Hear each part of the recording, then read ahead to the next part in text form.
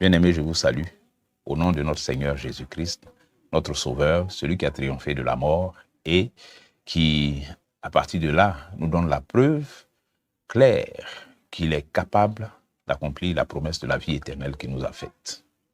Aujourd'hui, je n'ai pas vraiment d'enseignement particulier à donner. J'ai envie de communier un peu avec vous, avec les Écritures et tout ça. Voilà, on va s'édifier comme ça. Apocalypse de Jean, chapitre 1, au verset 9. À partir du verset 9. Ça, c'est un texte qui me transporte, quand je le lis. Alors, je lis, moi, Jean, votre frère, et qui est part avec vous à la tribulation et au royaume et à la persévérance en Jésus, j'étais dans l'île appelée Patmos à cause de la parole de Dieu et du témoignage de Jésus.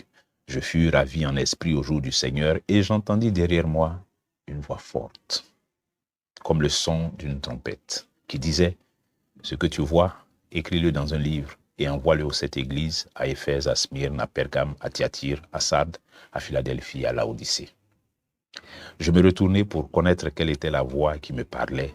Et après m'être retourné, je vis 7 chandeliers d'or. Et au milieu des 7 chandeliers, quelqu'un qui ressemblait à un fils d'homme, vêtu d'une longue robe et ayant une ceinture d'or sur la poitrine.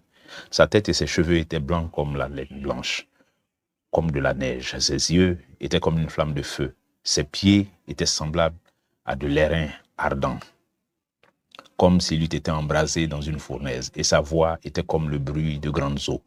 Il avait dans sa main droite 7 étoiles, de sa bouche sortait une épée aiguë à 2 tranchants, et son visage était comme le soleil lorsqu'il brille dans sa force. Alléluia.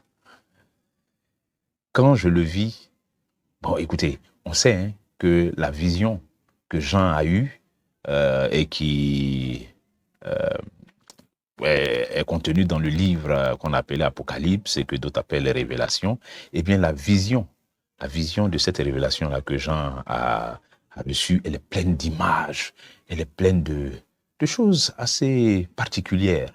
Les choses sont exprimées de façon pas toujours facile à comprendre. Il y a beaucoup d'images, beaucoup de symboles, donc ça offre, et du moins ça ouvre la porte à plusieurs possibilités d'interprétation, et on en a à foison, il y a plein d'interprétations du livre d'Apocalypse. Mais vous voyez, au milieu de ce foisonnement d'interprétation, de lecture, de compréhension, il y a une constante. Il y a une constante. Et c'est dans cette constante-là que moi je m'inscris quand je lis ce livre-là. Il y a une constante. C'est que ce livre, quand tu lis, là où le Seigneur est présenté, là où il est décrit, là où il est dépeint, bien aimé, quelque chose se passe. Même si tu ne comprends pas les détails de tout ce que ça veut dire, quand il y a cette étoile ici, il y a quoi, pourquoi il a une ceinture d'or sur la poitrine, etc. Peu importe.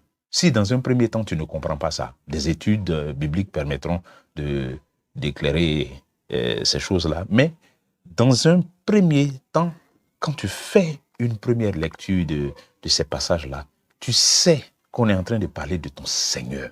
Et tu sais qu'on parle de lui, il est présenté d'une façon majestueuse, glorieuse, élevée, d'une façon puissante.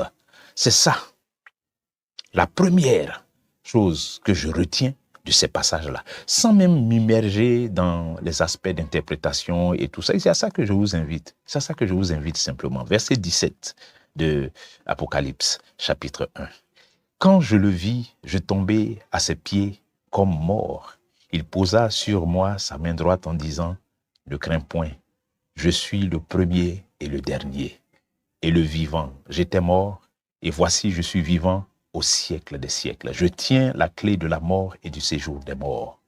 Écris donc les choses que tu as vues, et celles qui sont, et celles qui doivent arriver après elles. Le mystère de 7 étoiles que tu as vues dans ma main droite, et les 7 chandeliers d'or, les 7 étoiles sont les anges de cette église, et les 7 chandeliers sont les 7 églises. Alléluia. Oh, verset 17. Ne crains rien, je suis le premier et le dernier. Verset 18. Et le vivant. Et le vivant. J'étais mort, et voici, je suis vivant au siècle des siècles. La mort qui fait le malin, là, ne peut pas avoir de pouvoir sur moi. Et la promesse de la vie éternelle que je fais, j'ai le pouvoir de la réaliser. Parce que je suis la résurrection et la vie. Je suis la résurrection et la vie. Je tiens la clé de la mort et du séjour des morts. La mort, là, est dans ma main ici. Le séjour des morts, c'est dans la main de Jésus. Il n'y a rien. Il n'y a rien. Comme les Ivoiriens disent, Jésus, c'est l'homme. Hein. Jésus, c'est l'homme. Bon, après ça, on a tout ce qui se passe avec les 7 églises, n'est-ce pas? Tout ce qui se passe avec les 7 églises. Il dit, ouais, chaque fois qu'il s'adresse aux églises, là, il dit, on est au chapitre 2 maintenant, hein, il dit, écrit, hein, verset 1, écrit à l'ange de l'église d'Éphèse, et puis il se présente. Voici ce que dit celui qui tient les 7 étoiles dans sa main droite, celui qui marche au milieu des 7 chandeliers d'or. Voilà comment il se présente. Et puis ensuite, verset 8, écrit à l'ange de l'église de Smyrne. Voici ce que dit le premier et le dernier, celui qui était mort et qui est revenu à la vie. Alléluia. Ensuite, quand il s'adresse à l'église de Pergame, au verset 12, il dit, écrit à l'ange de l'église de Pergame. Voici ce que dit celui qui a l'épée aiguë à 2 tranchants.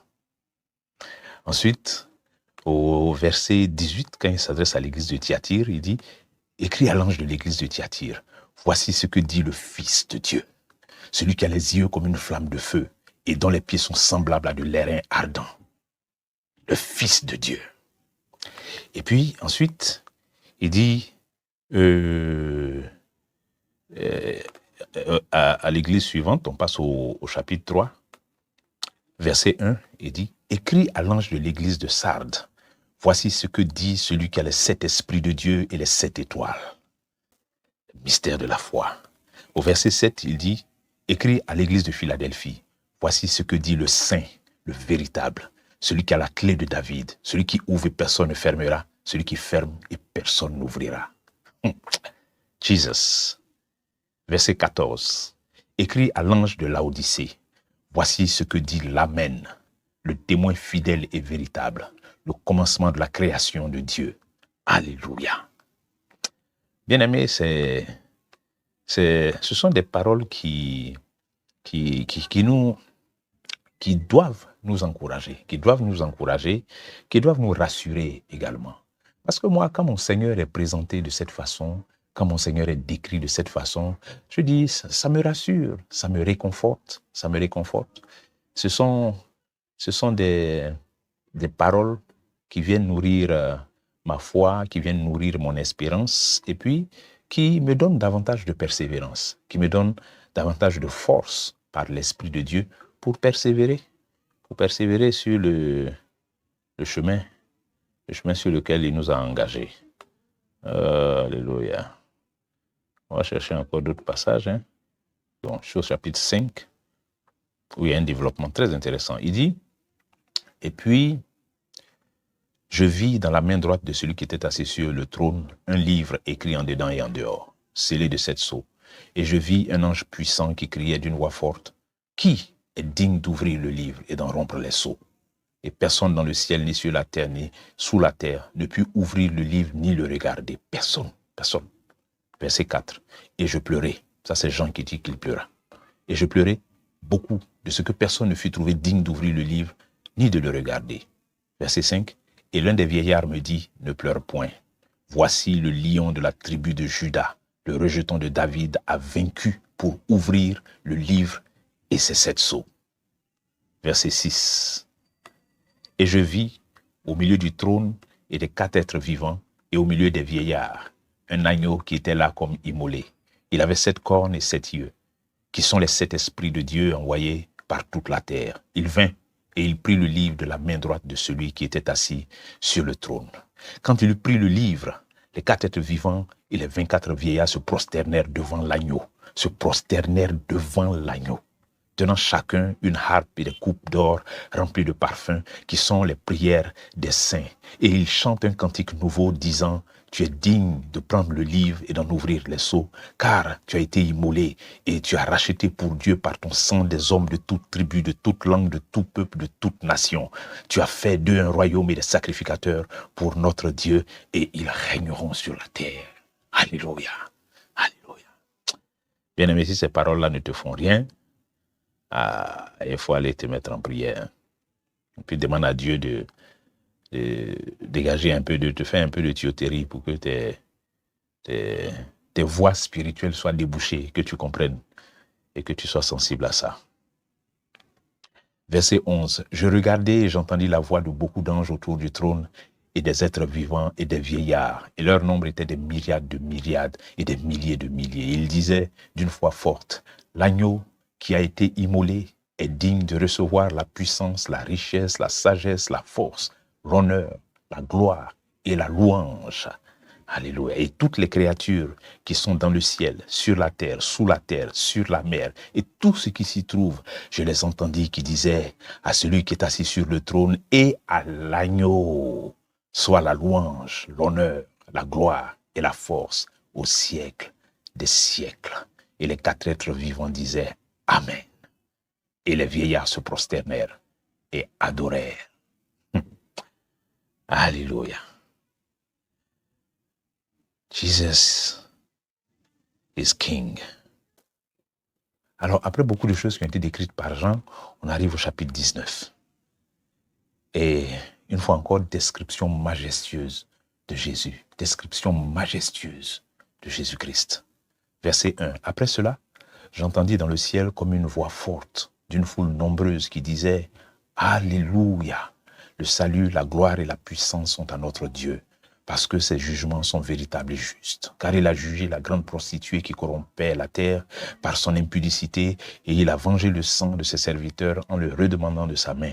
Et ils dirent une seconde fois « Alléluia !» Et sa fumée monte au siècle des siècles. Et les 24 vieillards et les 4 êtres vivants se prosternèrent et adorèrent Dieu assis sur le trône en disant « Amen, Alléluia !» Et une voix sortit du trône disant « Louez notre Dieu, vous tous ses serviteurs, vous qui le craignez petits et grands. » Et j'entendis comme une voix d'une foule nombreuse, comme un bruit de grosses eaux et comme un bruit de fort tonnerre disant « Alléluia ! Car le Seigneur notre Dieu Tout-Puissant est entré dans son règne. Réjouissons-nous et soyons dans l'allégresse et donnons-lui gloire, car les noces de l'agneau sont venues et son épouse s'est préparée. Et il lui a été donné de se revêtir d'un fin lin éclatant, pur, car le fin lin, ce sont les œuvres des justes, les œuvres justes des saints. Et l'ange me dit, écris, heureux ceux qui sont appelés au festin de noces de l'agneau. Et il me dit, ces paroles sont les véritables paroles de Dieu. Et je tombais à ses pieds pour l'adorer, mais il me dit, garde-toi de le faire, je suis ton compagnon de service et celui de tes frères qui ont le témoignage de Jésus. Adore Dieu, car le témoignage de Jésus est l'esprit de la prophétie. Verset 11. Puis je vis le ciel ouvert, et voici parut un cheval blanc. Celui qui le montait s'appelait Fidèle et Véritable. Il juge et combat avec justice. Ses yeux étaient comme une flamme de feu. Sur sa tête étaient plusieurs diadèmes. Il avait un nom écrit que personne ne connaît, si ce n'est lui-même. Et il était vêtu d'un vêtement teint de sang. Son nom est la parole de Dieu. Les armées qui sont dans le ciel le suivaient sur des chevaux blancs, revêtus d'un fin lin blanc pur. De sa bouche sortait une épée aiguë pour frapper les nations. Il les pètera avec une verge de fer. Et il foulera la cuve du vin de l'ardente colère du Dieu puissant. Tout-Puissant. Il avait sur son vêtement et sur sa cuisse un nom écrit « Roi des rois et Seigneur des seigneurs ».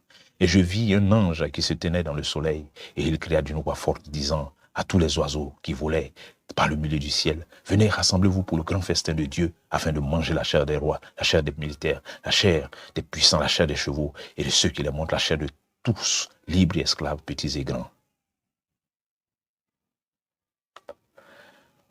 Waouh! Alors, ces paroles-là, bien aimés, enfin, je ne sais pas ce que ça vous fait, hein, mais moi, ça me fait beaucoup de bien. Ça me fait beaucoup de bien.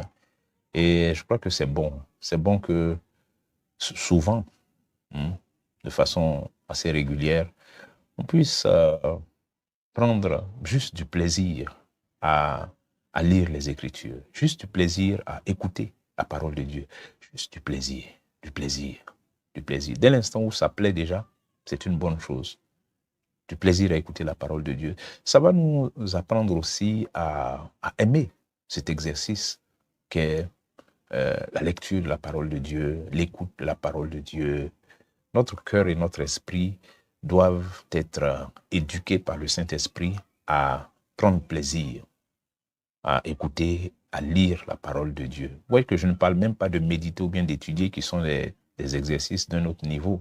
Je parle simplement de écouter et puis lire, écouter et lire, pour que les oreilles, l'esprit, le cœur, l'intelligence, la mémoire, l'imagination, toute cette machine que Dieu nous a donnée là, puisse être imprégnée de ça et puis prendre plaisir à la parole de Dieu. Bon, on va continuer notre randonnée biblique, à nous délecter de la façon dont notre Seigneur Jésus-Christ est présenté dans ces différents passages-là, n'est-ce pas? On va aller dans l'Évangile de Jean. Il est l'agneau de Dieu, il est le roi, il est l'agneau de Dieu. Jésus est le roi, il est l'agneau de Dieu. Alors, Jean, la particularité de l'Évangile de Jean, c'est cet hymne incroyable par lequel il commence. J'appelle ça un hymne parce que la façon dont Jésus-Christ est introduit par Jean, c'est non seulement très poétique, mais très puissant spirituellement, très fort, très fort. Il y a des vérités fondamentales de la foi chrétienne qui sont énoncées dans la façon dont Jean introduit le Seigneur Jésus-Christ dans toute sa splendeur et sa gloire. Et on a affaire au même Jean, hein. Donc vous voyez que c'est finalement une habitude de Jean, certainement parce que Jean avait, je ne sais pas moi, une certaine sensibilité à cet aspect de la personne de notre Seigneur Jésus. Lisons ensemble Jean chapitre 1, partir du verset 1. Au commencement était la parole était avec Dieu et la parole était Dieu. Elle était au commencement avec Dieu, toutes choses ont été faites par elle et rien de ce qui n'a été fait sans elle. En elle était la vie et la vie était la lumière des hommes. La lumière, lui, dans les ténèbres, et les ténèbres ne l'ont point reçu. Il y eut un homme envoyé de Dieu, son nom était Jean. Il vint pour servir de témoin, pour rendre témoignage à la lumière, afin que tous crussent par lui. Il n'était pas la lumière, mais il parut pour rendre témoignage à la lumière. Cette lumière était la véritable lumière qui, en venant dans le monde, éclaire tout homme. Elle était dans le monde, et le monde a été fait par elle, et le monde ne l'a point connue. Elle est venue chez les siens, et les siens ne l'ont point reçue. Mais à tous ceux qui l'ont reçue, à ceux qui croient en son nom, elle a donné le pouvoir de devenir enfants de Dieu, lesquels sont nés non du sang, ni de la volonté de la chair, ni de la volonté de l'homme, mais de Dieu. Et la parole a été faite chair, et elle a habité parmi nous, pleine de grâce et de vérité. Et nous avons contemplé sa gloire, une gloire comme la gloire du Fils unique venu du Père. Jean lui a rendu témoignage et s'est écrié, c'est celui dont j'ai dit, celui qui vient après moi m'a précédé, car il était avant moi. Et nous avons tous reçu de sa plénitude et grâce pour grâce, car la loi a été donnée par Moïse, la grâce et la vérité sont venues par Jésus-Christ. Personne n'a jamais vu Dieu, le Fils unique, qui est dans le sein du Père, est celui qui l'a fait connaître. Oh, ça si ça ce n'est pas une exaltation du Seigneur Jésus-Christ, je ne sais pas ce que c'est. Cette façon de présenter, de l'introduire, que Jean utilise ici, c'est énorme, c'est énorme. Alléluia. Alléluia. Bien-aimé, le Jésus que tu as attrapé là, le Jésus que tu as attrapé et que Jean nous présente ici, et que les apôtres nous présentent dans les Écritures, et que les prophètes avaient annoncé avant même que le temps marqué pour l'accomplissement de la prophétie n'arrive, ce Jésus-là que tu as attrapé, pas le laisser, faut pas le laisser, sous aucun prétexte, même si c'est dur, il y a des épreuves de la foi, il y a des difficultés et tout ça, faut pas le laisser, parce que tu sais, les difficultés de la foi, je dis c'est une composante de cette foi, hein. La foi que Jésus-Christ nous donne, hein, c'est de lui que vient la foi. La foi qu'il nous donne là, ce n'est pas une foi de balade en forêt, hein, une foi simple et agréable comme une balade au bord de la mer. Non, c'est une foi dans laquelle il y a des tribulations, une foi dans laquelle il y a des épreuves. C'est une foi qui fait chemin avec ça, qui fait chemin avec les difficultés. Mais le but de ces difficultés, de ces épreuves, on va appeler ça par le vrai nom, le but de ces épreuves, ce n'est pas de te détruire, ce n'est pas de nous détruire. Jacques chapitre 1, verset 2, il dit « Mes frères, regardez comme un sujet de joie complète les diverses épreuves auxquelles vous pouvez être exposés. » Voilà. Regardez, il nous invite à regarder cela comme un sujet de joie, sachant que l'épreuve de votre foi produit la patience. Mais il faut que la patience accomplisse parfaitement son œuvre, afin que vous soyez parfaits et accomplis sans faillir en rien. Voici l'objectif de la foi, et du moins de l'épreuve de notre foi. Donc, les difficultés que tu vis là, il ne faut pas penser que Dieu t'a lâché, t'a abandonné, c'est fini, vraiment, toi tu ne sais plus à quel saint te vouer, comme on dit là. Il y a toujours un saint auquel tu vas te vouer, c'est le Saint-Esprit. Continue de te vouer à lui, continue de te confier à lui. Confie-toi à Jésus, reste tranquille, reste calme. C'est dans le calme et la confiance que se trouve ta force. Dieu n'abandonne pas les gens, il ne lâche pas les gens, pas du tout. Sois fidèle, sois obéissant, obéissante. Attache-toi à la parole de Dieu pour vivre comme ce qui est prescrit. Attache-toi surtout au Seigneur Jésus dans une relation soutenue, une relation constante, quotidienne. Il ne faut pas te laisser aller au désespoir avec le faux sentiment d'avoir été abandonné par le Seigneur, parce que le Seigneur n'abandonne personne. Personne. 1 Corinthiens 10, 13 dit quoi? Aucune tentation ne vous est survenue qui n'ait été humaine. Et Dieu qui est fidèle ne permettra jamais que vous soyez tentés au-delà de vos forces. Mais avec l'épreuve, il prépare aussi le moyen de s'en sortir afin que vous puissiez la supporter. Voilà comment ça fonctionne, l'affaire de l'épreuve de notre foi là. Donc, bien aimé, ne lâche pas, ne lâche rien. Il ne faut pas te décourager. Persévère, ressaisis-toi, sois restauré, renouvelé dans ta foi. Hein, que ces paroles-là que tu entends te renouvellent dans ta foi, même si tu ne l'entends plus, il est là. Même si tu ne l'entends plus, il est là. Dans la mesure où tu es resté fidèle à la confession de foi que tu as faite, dans la mesure où tu es resté fidèle à l'engagement que tu as prononcé devant témoins en te faisant baptiser, eh bien, bien-aimé, Dieu ne t'abandonne pas. Dieu même des gens qui lui sont infidèles, même, Dieu va à leur secours. Des gens qui lui sont infidèles, Dieu va à leur secours. À plus forte raison, quelqu'un qui lui est resté fidèle. Bien-aimé, reste, continue ta marche dans le Seigneur, continue de t'exercer à la piété, comme Paul le disait à Timothée. Continue d'entretenir ta foi, continue. Ne te laisse pas abattre, ne te laisse pas vaincre par les épreuves. Au bout de cette épreuve-là, c'est un niveau supérieur hein, que tu débloques, comme on dit. C'est un niveau supérieur que tu débloques au bout de cette épreuve. Donc, ne laisse pas. Tiens bon, serre les dents, et puis genoux à terre, crie au Père. Nos combats là, ça se passe à genoux. Nos combats à nous, c'est pas coup de poing, ça se passe à genoux. Tu cries au Père, tu lèves les yeux vers lui, tu continues de parler, continue de lui parler. Il entend.